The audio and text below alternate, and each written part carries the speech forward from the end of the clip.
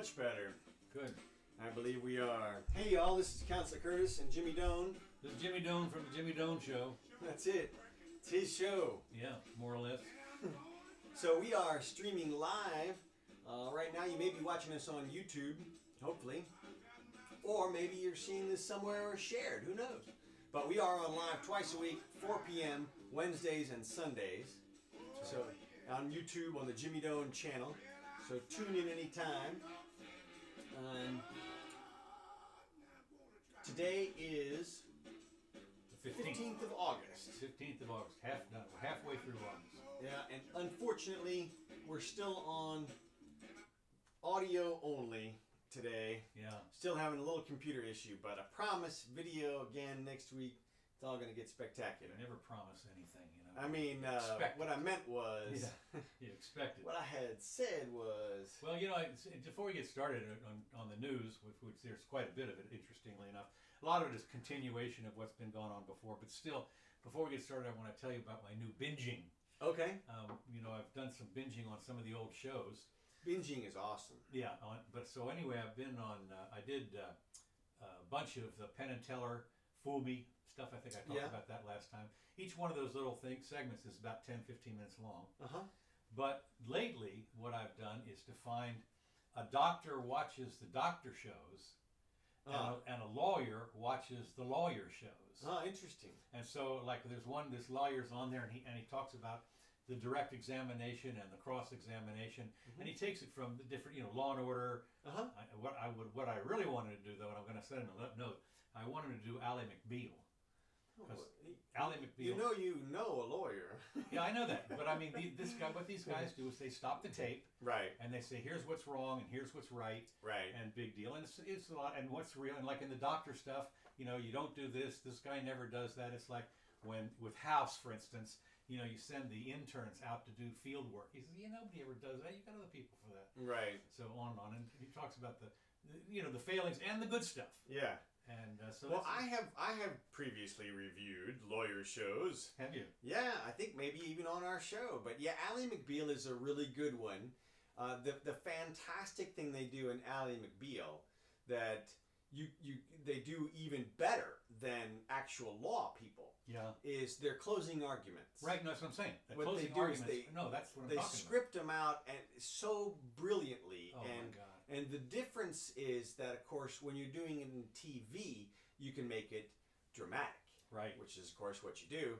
When you're in an actual courtroom, you can try to do that, but it's like trying to write a TV show when somebody else gives you all the facts and beforehand, and you have one night to do the whole TV show. And it's not exactly. Well, anyway, he was talking. One attorney was talking, for instance, about the visual part of it. Apparently, it was some pharmaceutical company that they were suing for, you know, because they hadn't disclosed the threats of their pills, and so what they did is they took a beaker and then they filled it up with all the pills that or the semblance of the pills that he'd taken over the last 2 years, and that's what blah blah blah. The other one about Ally McBeal, the one I really love, and if you ever see it, I forget what the actor's name is, but he was a great closer, and it had to do with the little guy.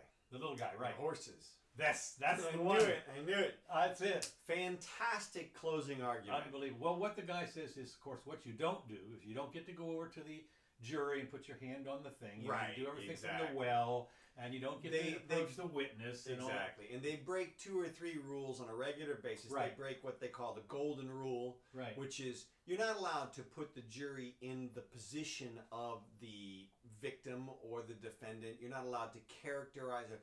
Imagine if you were so. Oh, really? You're not allowed to do that. Exactly. It's too direct. So.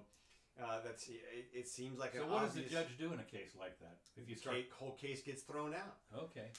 Somebody immediately objects, a violation of the golden rule. Boom, it's over. But they get to do that in TV land, right? And they take a lot of liberties in TV land that you would never see in a courtroom. Well, I've said before, the silly thing about courtroom TV shows is court is really designed to be the non-dramatic part of the entire incident. Right. There's an incident that happens dramatic.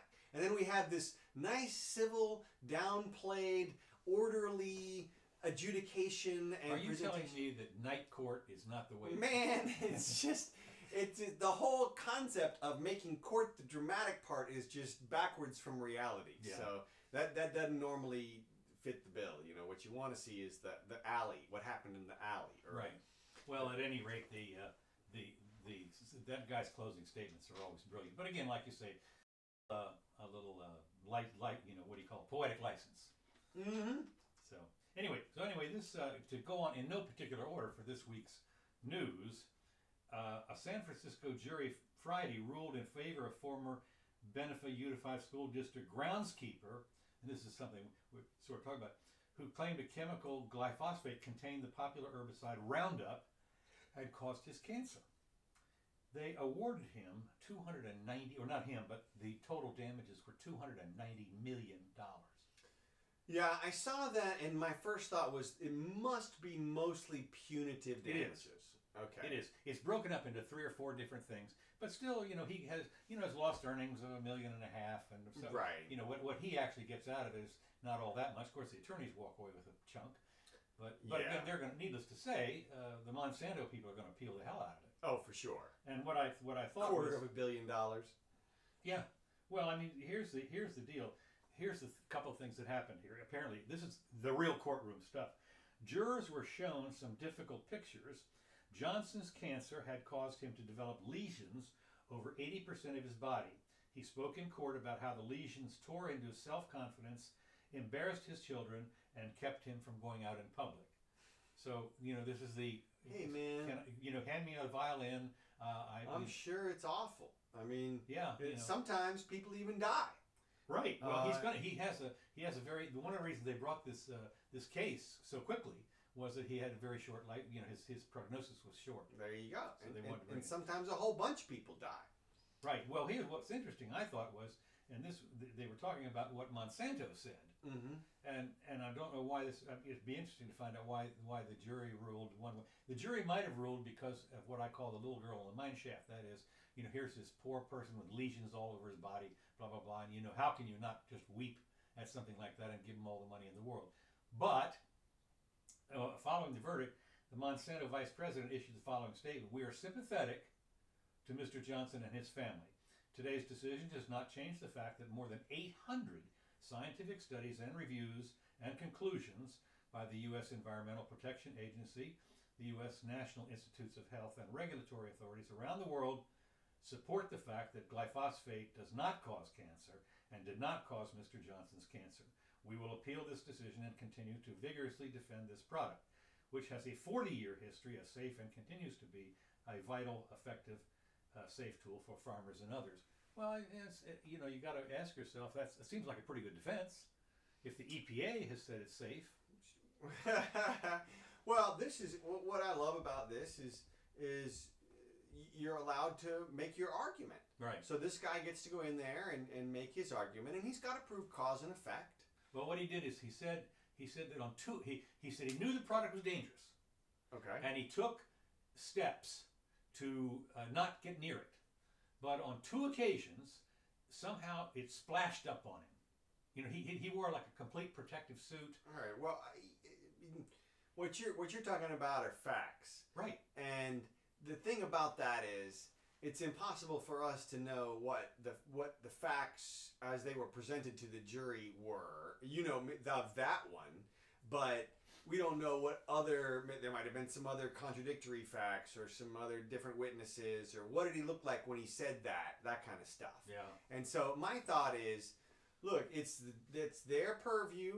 They should have my only concern is the superstructure that's in place, one that is conducive to decent outcomes. And the problem that I have with tort law is it seems to have an element of objectivity which belies reality. And that is to say they always make the argument of, if some other person were to have taken the steps that this guy took, would the same fate have befallen them? And oftentimes they don't, in my opinion, adequately consider what that person was actually doing. I see. You know, but that being said, different states have different methodologies and approaches to it. San Francisco, I would assume, is a lenient one. Yeah. But they may be appealed. Who Yeah, knows? I mean, you're certainly going to they appeal it. I mean, even for Monsanto, $290 million or whatever it is a chunk. right. And what often happens in cases like this is the verdict will be overruled with instructions to say recalculate the damages, or some limited way where they'll say, look, okay, you won, we get that, but you don't get $250 million or Right. whatever it is, and they could amend the intent that the jury found for Monsanto, and thereby reduce the range of the punitive damages. Who gets the punitive damages? Well, that's a good question out there. Does the state? No, I would guess it's Mr. So and so. No, his was separate. He had reduced earnings, lost earnings, Well, and future earnings. That's how they calculated his damages. But Right. this is still his case. I mean, it depends on if there are other plaintiffs involved, but the jury would award the plaintiffs. It's split between he and his lawyers. It's a huge windfall, I think. Yeah. In terms of the punitive things, unless it's specified that it goes somewhere else, which... Well, that's true. Okay, well, it just because I do know that very often when the EPA brings a charge against somebody and finds them, it goes to the EPA, right? Well, or the state, as you say. Or the state. And that would make sense, or the feds. Yeah. But if... And a lot of times, big suits like this will have multiple plaintiffs. It'll start off with Mr. Johnson, and then agencies or groups will get involved and things like that. So you'll see the plaintiff, it'll say Johnson et al. Or something there. It'll be a whole bunch of people. Okay, well, this doesn't indicate anything like that. But anyway, it's okay. Okay, moving on. Tomorrow is a big day. It is. Big day tomorrow, the 16th of August. A Boston newspaper is proposing a coordinated editorial response from publications across the U.S. to President Donald Trump's frequent attacks on the news media. And the Boston editorial person, lady, whatever she is, we are not the enemy of the people. The deputy managing editor for the editorial page of the Boston Globe, referring to a characterization of journalists that Trump has used in the past. The president, who contends that he has largely been covered unfairly by the press and employs the term fake news, often then describing the media. The Globe has reached out to editorial boards nationwide to write and publish editorials on August 16th denouncing what the newspaper called a dirty war against the free press. Now this is interesting to me in that it seems like they are only reinforcing what Trump says. I mean, it's Yeah, they're taking the bait here. yeah, that's what I'm saying. They're taking the bait. I mean, the beauty is this is one of those things that once... I mean, what you say to that is, he's not talking about me. Yeah. I mean, when he says fake news, he's talking about those guys. Yeah. Well, so anyway, they've lined up 100 newspapers that tomorrow are going to write similar editorials decrying Donald Trump and his characterization of them as enemies of the people. And of course, I'm looking at it and saying, well, this is the kind of ammo that is going to backfire on you. Oh my God! Why didn't they just sign the list? This is like putting your name on the declaration here. These guys, he is working them like chumps. It is amazing to see the reality show. Are we going to get to more of the reality show? That's what Ben Shapiro said the other day. He says it's a reality show. Right. You don't think of this as anything other than, but this is the reality show in real life. No, I seriously. This is a real reality show. The next act, what I want to see is I want to see Trump in like a fist fight with like Peter Dinklage or something. You know, the dwarf from Game of Thrones. Oh, right, yeah. You know, something ridiculous where he's chasing him around the park or something, you know, on a skateboard, or I don't know.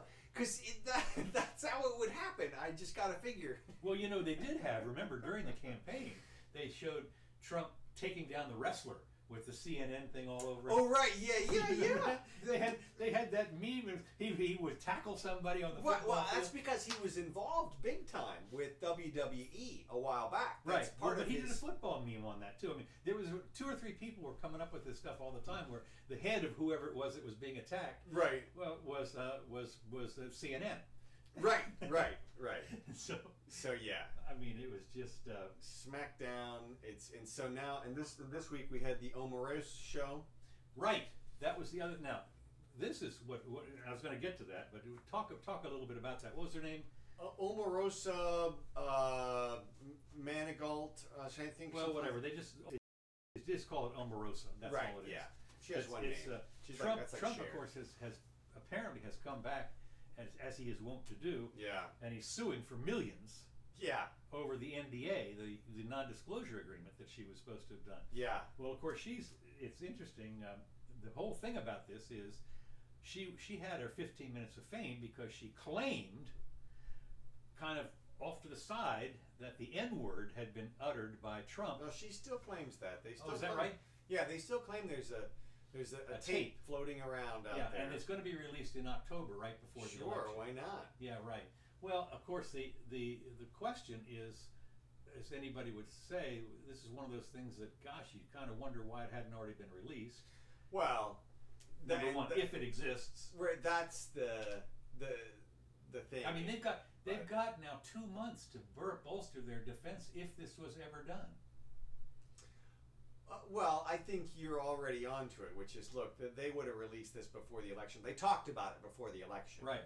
So if it was out there, it would have been done before now. But you never know, because, man, this is the day of recording. Well, not only that, I mean, this is the day of I would sit there and say this has been audio photoshopped. Well, yeah. I mean, certainly, if it was very damaging, you would do you'd that. say this. This is. I never said that. I wasn't there. Wasn't me, man. Yeah, it wasn't me, right? Yeah. So, well, they could have a corroborating record. Who knows? This is amazing to me because, of course, in Florida, all these recordings would be totally illegal. Right. But well, what's interesting to me about this woman, of course, what happened is they have tapes of her praising Trump to high heaven before she was on The Apprentice or whatever it was, or whatever it was, and she was on a couple of times, and she worshipped the guy. Well, and then she got fired, and suddenly she is he's the most horrible person on the planet. And then she's making a round of all the talk shows to promote her book, her tell-all book, which, if you listen to the tape that we heard already, is they're just shooting the breeze, and of course the idea that you're in the Situation Room or wherever you were with a microphone recording. I mean, this is what do you think you're going to get here? I mean, it goes to her credibility, it seems, and I think that a lot of people. Well, she tried to use that to bolster her credibility. Right, I know, but it backfired. And what's happened is somebody was I haven't seen it, but apparently her book is like gotten all the way up to number 16 or something on the Amazon hit list or something. I would imagine she could sell it pretty well. She had her 15 minutes during The Apprentice and or whatever that show was. This was supposed to be a tell-all book about the Trump administration. She was in there for 20 minutes. Mm-hmm. I mean, they he hired her, gave her a shot, and then she was fired. I mean, boom. Well, I don't know how long she was there, but it wasn't that long. Right. Well, look, I think Shapiro's coverage of her and Trump's reaction to her is spot on, which is they're both attention hogs.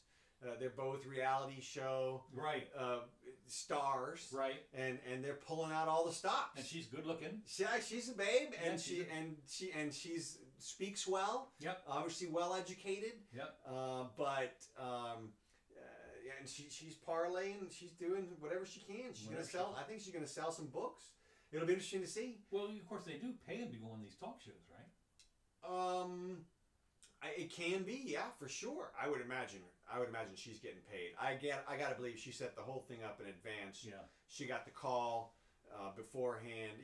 Right after she got fired. Probably certainly she's got an agent. Right. And said, look, we can make some cash off this. That's right. You write the book. We'll get the shadow writer in there. You do the talk show rounds, and we'll spin it out. Why not? Yeah, why not? Right. So anyway, they're going to sue her supposedly for millions. Oh, now see, this is very interesting to me. So Trump invoked the mediation or arbitration clause in their agreement. Okay. Well, be careful, or he's going to open himself up to a deposition. Ah. you just like, don't get too cozy in your little lawsuits. Yeah. This is what I would say. And I hope he's figured out in advance a way to circumvent any possibility of her being able to command his presence. Because if she figures out that she can wave her wand or issue a paper or subpoena him or whatever, you goddamn guarantee she's going to walk into the freaking Oval Office and slam down a subpoena and with a freaking bevy of camera people following her. I demand the president come to me and tell the truth. You can't handle the truth. That's right. Oh my God. So yeah. That's what I'm thinking. So anyway, but it does appear this is one of those man bites dog thing. I mean, here she was given an opportunity, and all of a sudden, she's turned on him. Never. It's just. Well, yeah, I think. It says here, President Trump is well known for giving people opportunities to advance their careers and lives over the decades, but wrong is wrong, and a direct violation of an agreement must be addressed, and the violator must be held accountable. Look, again, I gotta defer to Shapiro's reading of Trump's tweet on the issue. Trump tweeted out, Omarosa, she's bad, blah, blah, blah, fired 4 times. Well, wait, but before that, he says, but she said nice things about me. That's why he hired her. Mm-hmm. Because she said nice things about him. Right. She appealed to his ego. Yeah. That was it. Yeah. She wasn't qualified to do whatever it was. I think he hires PR people. Yeah. And it's just, if Obama hired insider, Trump hires showman. Yeah. So. Yeah, pretty much. Yeah, that's it. And and of course he has a thing for good-looking ones. Well, that's part of the show. Yeah, that's part of the show. Well, I think this is interesting. As I say, this is the real reality show, and it goes on. It still does. Yeah. Okay, moving on to another thing that the Los Angeles subway will become the first mass transit system in the nation to deploy portable body scanners to screen passengers for explosives and weapons, officials announced. So here we go again. This is the scanners made by a UK screening company, True Vision, are able to screen passengers walking through the station without slowing them down, and will be deployed over the next few months, according to Alex Wiggins, head of the Los Angeles County Metropolitan Transportation's law enforcement. We are looking specifically for weapons that have the ability to cause a mass casualty event. We are looking for explosive vests. We're looking for assault rifles. We are not necessarily looking for smaller weapons that don't have the ability to inflict mass casualties. Which are the ones that do 90% of the killing. Right. I mean, you walk in, right. The machines scan for metallic and non-metallic objects, which sounds like everything, on a person's body, and can detect suspicious items from 30 feet away, and have the capability of scanning more than 2,000 passengers per hour.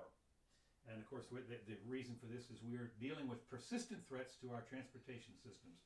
Now, one of the things is that's interesting, and before you worry about your kibbles and bits getting scanned into some secret database, rest assured that True Vision's technology is safe and respectful, which their website describes as completely safe with no anatomical detail revealed. The images of your naked body will be saved in a secure device. Well, it's interesting. They said it's passive. That is to say, apparently it's somehow it doesn't send out a ray to your body. It is somehow it detects it passively, and it allows law enforcement to take preemptive action. The technology is passive, meaning it doesn't shoot beams of radiation through one's body. Los Angeles, now this is the part I like. Los Angeles will post signs at various locations notifying passengers that they are subject to body scanner screening. And while Wiggins, who's the head of the Los Angeles, whatever it is, crime thing, whatever, wants you to know that the screening process is totally voluntary. Those who refuse won't be able to ride the subway. So, I mean, it's totally voluntary, but you shot. Can't get on. Yeah, that's right. And so is the subway. Subway's a privilege. That's right. So anyway, I thought it was interesting that, of course, my question is, why don't they use these at the airports? Well, they do. Those are the hand wands, right? I don't. I get. They're Yeah, walking maybe they around are. with Yeah, those? maybe they are. But this thing's supposed to be able to detect from 30 feet away. That sounds a passive one from Yeah, 30 passive feet one. away. That's what it says. Again, I don't know, but it seems to me this is something new. But again, once again, everybody's a criminal, and we are going to scan you. And if you opt out, you don't get to ride on our train.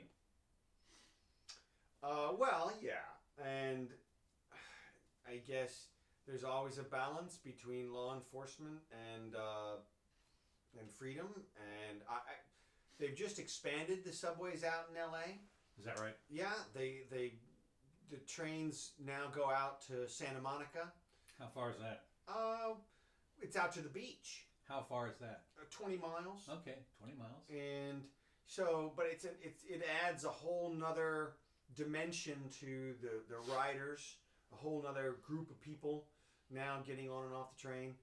So it's a significant expansion. They've been expanding downtown as well in LA. It's been actually growing significantly in LA. So, but I don't know that they are having any sort of law enforcement problem out there. I don't recall. Not like the New York subways that smell like urine. That's what somebody said. Yeah, I mean, I think I rode the LA ones a couple of times, and they certainly weren't like New York in the 70s or anything. How about not like Japan today? Yeah, well, nothing's like Japan Nothing today. is like Japan today. Of course, they use tractors to cram them all in there. Yeah, well, people pushers. Yeah, it's a people pusher, whatever you call it. Those are real peoples. So, but so I don't know that we'll see whether this is an ambitious plan. Do they have the funds to hire other people or anything, or what? They talk about this plan. Do they have an implementation schedule or anything, or? Don't know. Didn't say. We'll see. I remember. I can tell you this: when I was out in L.A. and I was in Santa Monica, which is kind of a ritzy part of L.A., but I almost never saw police officers. Relative to the number of times you see them here in Florida, right? 1/5 as many, 1/10 as many, maybe. Just almost, they just weren't anywhere that I was in LA for some reason. Even being in Hollywood and such, you just not anywhere like Florida, man. They are crawling all over the place here in Florida. Yeah. So I mean, we've got like 3 or 4 different jurisdictions. 5. Yeah, well, right here where we are, we have 4 overlapping, which is a lot, and it's high law enforcement. I remember years ago when excuse me, Terry Jones had to sign up, the whatever. Westboro Baptist. No, it wasn't Westboro. It was his church. Westboro Baptist is another one completely. Okay. This was his church. I forget what it was called, but excuse me, I hate this. Anyway, he has Islam is the devil. Big sign up there. Well, he was going to burn a Koran. Or a stack of them. And anyway, we had the police, the sheriff, the highway patrol, the FBI, and we don't know who else was out there undercover. The university police. Everybody was out there to shut this thing down. And basically, they did. He didn't burn it. He didn't. What they were getting him on was he didn't have a permit. This is his own property. He had 20 acres out there. Right, for the bonfire. Or something. But a bonfire, and basically, if he'd lit a match, they were gonna hose him down. Hose him down. Yeah, it was unbelievable. We got out there to watch it because it was. Of course, nothing happened. But it was so typical of, for instance, and I might dovetail into the thing that was in Washington. I think it was in Washington D.C. yesterday. The white supremacist march or whatever it was that they had. Right. That was a few days ago. Was it a few days ago? There was the one where it was maybe just a couple days ago. But what happened was about 24 people showed up to do the march, and there was 1,000 people. The Antifa people showed up. Right. And they're the ones that did the violence. Right. So you sit there and it was the same thing we had here at the university when Spencer showed up here. There was his group, which was maybe a couple of hundred people total. I was one of them that wanted to see him. He never got yesterday. Agreed to release 5 suspects arrested on child abuse charges at a New Mexico camp against the wishes of both the Sheriff's Department and the FBI, which described the group as heavily armed and considered extremists of the Muslim belief. So what happened is, apparently, I think 5 of them bonded out on $20,000 bond. And so they're walking around. Now, they've got an ankle bracelet on, and they have to check in with somebody or another every, I guess, I don't know if it's every day or not, weekly contact with their attorneys, and were ordered to cooperate with the New Mexico Children and Youth Families, where the 11 children, the sheriff says, were being trained to commit school shootings, and they're being held in protective custody. Now, what happened was this guy apparently has ties, not 6 degrees of freedom, but 2 degrees to the 1993 bombing of the World Trade Center. This is the one where the truck went underneath the World Trade Center and blew up. Right. It didn't bring it down or anything like that. But then also there's a imam up there that's blind or something that was called to testify, and this is the son or the nephew or something of that guy or his wife or something like that. Anyway, that's these people that had this little compound out in New Mexico where they were supposedly training these kids aged 1 to 15. 1 to 15. Various weapons and ammo were found during the raid of August 3rd, and several more firearms were discovered in subsequent searches. The children were allegedly taught how to load and fire assault rifles.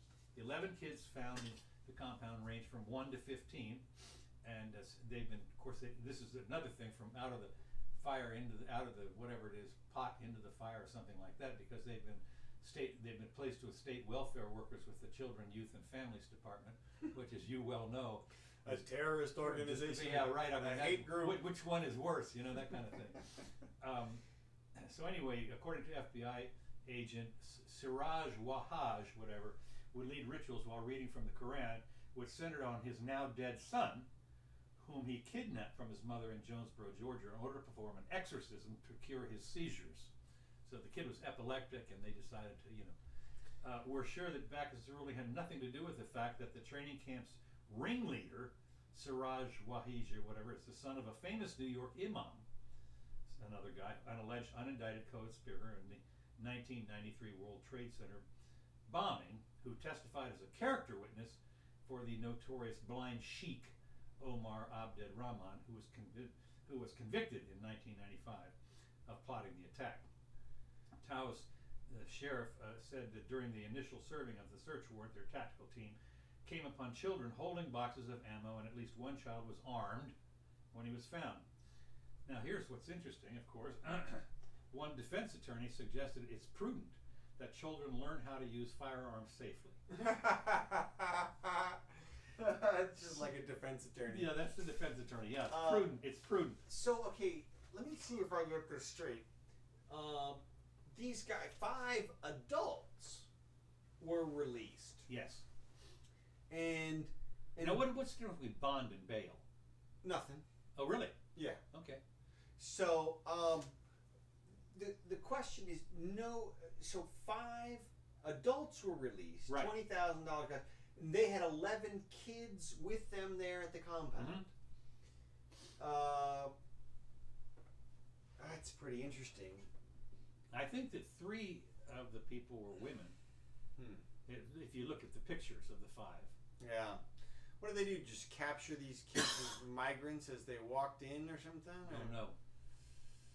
I mean, that would be a good place, like, I guess, to set up your terrorist camp somewhere in the New Mexico or well, Texas desert. Apparently this was out in the boondocks. Right. And I don't know how they found out about it. And it was a hovel, and the kids were half starved. Right. So I don't know what, how anybody found out about it, or how they got a warrant or what. Right. Well, interesting. I'm sure they'll keep a close watch on those guys. Well, we'll maybe follow it up on our Sunday show. Anyway, that's pretty much what I have today. That's all you got here? Let me see if I got anything else here. Had 1 or 2 things. We did Omarosa. Oh, I just wanted to mention one other thing. Did you notice that a couple of thousand of the California firefighters are inmates? Right, $1 a day. $1 a day. They're getting paid $1 a day to fight the fire. Well, they're out in that fresh air. Well, not that fresh, is it? And I think 60 of those are youth offenders. Really? Yes. So we got a slave labor out there fighting the fires. Well, yeah, you pull out all the stops.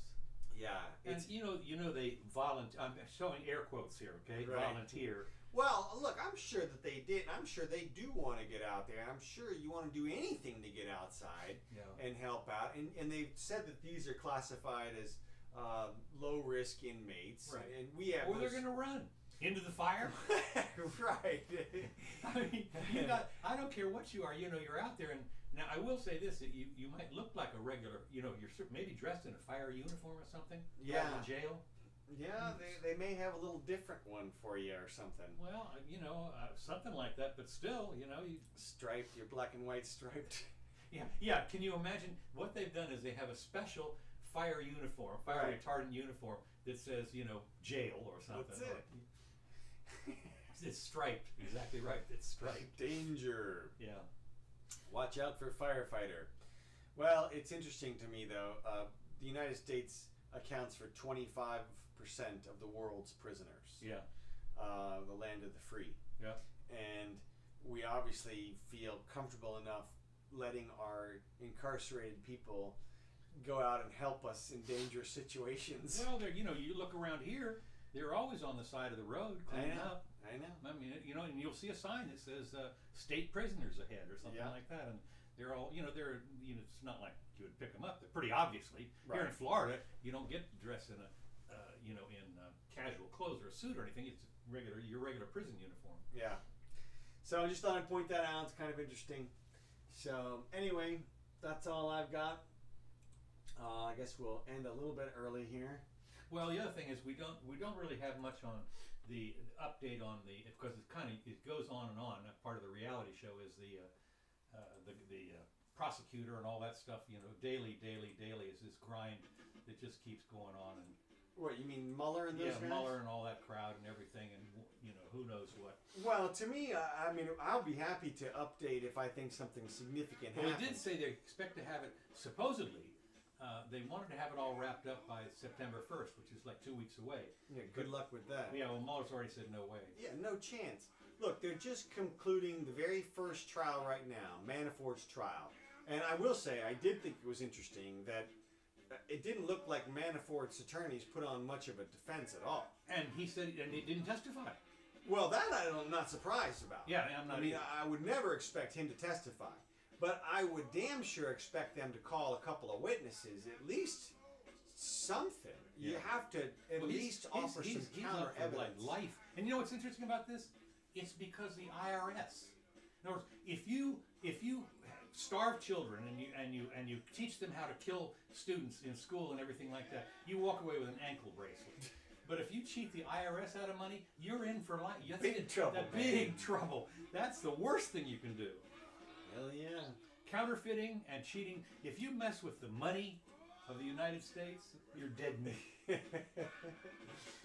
All right, well, we'll catch you guys next time. We are live twice a week these days at 4 p.m. on Wednesdays and Sundays here on YouTube. And next week, or very shortly thereafter, we expect to be back on the video. Well, we're hoping at any rate, that's for sure. Oh, I'm sorry, no, stop. Hope is not a business plan. I know. We expect we'll be on shortly. That's it. So, thank you so much. Thank you.